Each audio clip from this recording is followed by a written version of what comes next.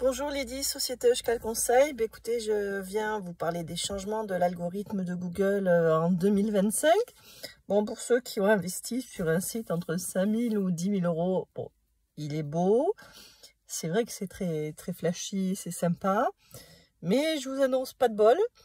Google en fait affiche maintenant des contenus digitaux connectés type LinkedIn, Instagram, où il y a des interactions et des publications régulières. Et donc il va avoir tendance en fait à afficher dans les premiers résultats les résultats sociaux, même si c'est pas tout à fait le même contenu qu'on trouve dans un site web, parce qu'il juge en fait que c'est une preuve vivante digitale et actualisée. Donc, si vous actualisez pas en fait les publications de votre site et que vous ne coordonnez pas en fait votre présence digitale, et bien pas de bol, vous l'avez in the bab, les gens cliquent moins et en fait là aujourd'hui depuis peu de temps il y a au moins 20 ou 30% de trafic en moins sur la plupart des sites.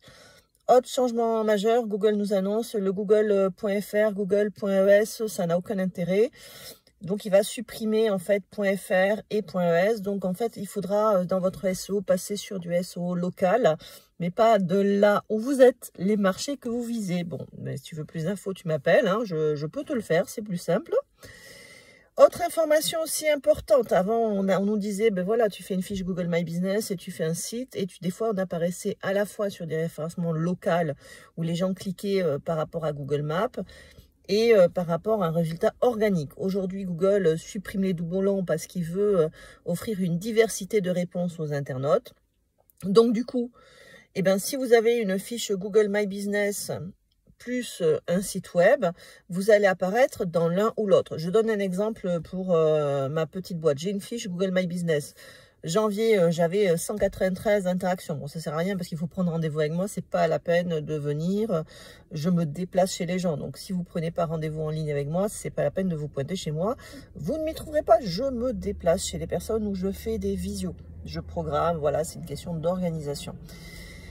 Par contre, du coup, j'apparais maintenant comme agence web anglaise ou agence de communication Pays Basque en deuxième et première position. Donc du coup, Google m'a favorisé dans le résultat organique sur du SEO local, c'est normal, je l'ai travaillé, mais du coup, moins de trafic sur ma fiche Google My Business. Moi, ça m'arrange personnellement parce qu'effectivement, on ne peut pas se pointer à l'agence comme ça parce que je suis souvent en déplacement. Là, je suis en train de faire le business plan pour recruter des personnes et pour avoir un vrai local, mais ça a quand même un coût. Là, aujourd'hui, j'ai quand même une prestation qui est abordable pour mes clients. Le fait d'être auto-entrepreneur, forcément, c'est plus abordable que si j'avais des salariés, un local et compagnie. Bon.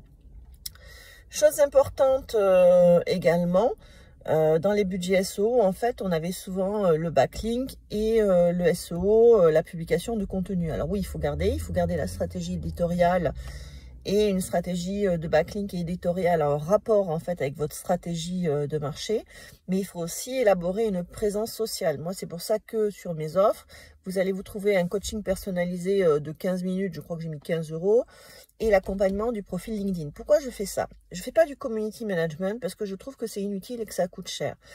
Par contre, accompagner vos salariés sur la publication de posts émotionnels ou d'articles sur LinkedIn va renforcer en fait une crédibilité de votre entreprise sur le réseau LinkedIn et des professionnels. Vous aurez un retour sur investissement 3 fois supérieur.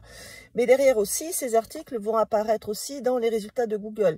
Donc en fait, on entre dans du SEO social et un retour sur investissement plus rapide.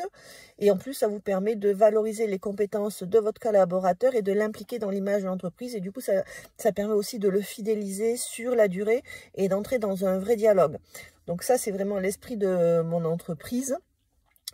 Et justement, c'est vraiment adapté au changement 2025 de Google. Allez, à bientôt!